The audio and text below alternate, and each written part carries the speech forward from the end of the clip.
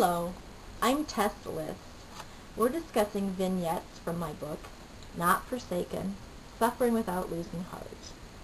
It's available at cafepress.com/tesslist. You're watching this video on my blog, 360.yahoo.com/tesslist, and feel free to contact me, please, at tesslist@gmail.com. Today we're going to discuss trusting God. I can't begin to tell you how many times people have told me to, quote-unquote, trust God with my pain.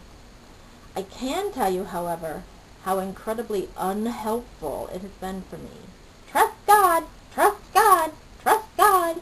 Ricocheted around in my head. All the while, the pain of my migraines bouncing around in my head was so intense that I yearned for a good, long cry session. But crying generally makes migraines worse. It exacerbates the pain, and I knew from experience that if I were to give in to these tears, the pain would only get worse. So two things ricocheted around in my head: intense pain and trust God, trust God, trust God. You see, trust God has bounced around so long because it's come to be meaningless, or seemed to be meaningless anyway, irrelevant even. What does it mean to trust in God? I had no idea.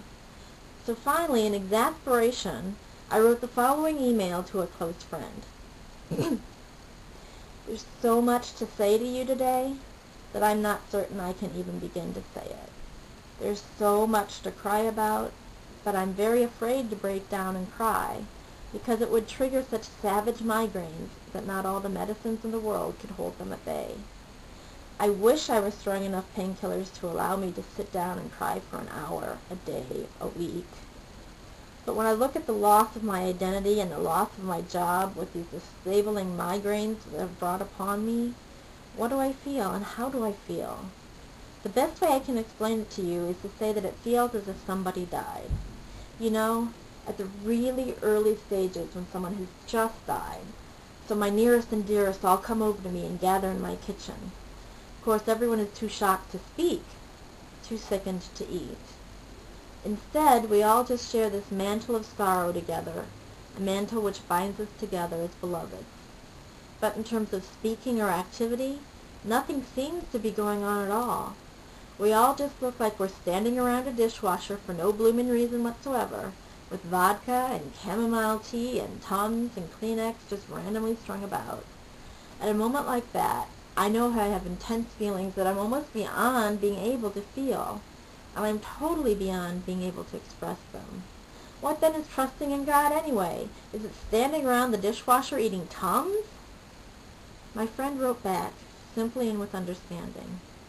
Yes, Tess, trusting God is standing around the dishwasher eating Tums. Again, I'm Tess List. This is my book, Suffering Without Losing Heart. Not Forsaken, Suffering Without Losing Heart. cafepress.com/tesslist.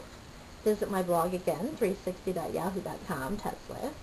And my email at tessmist@gmail.com. So I look forward to hearing from you. Thank you. Goodbye.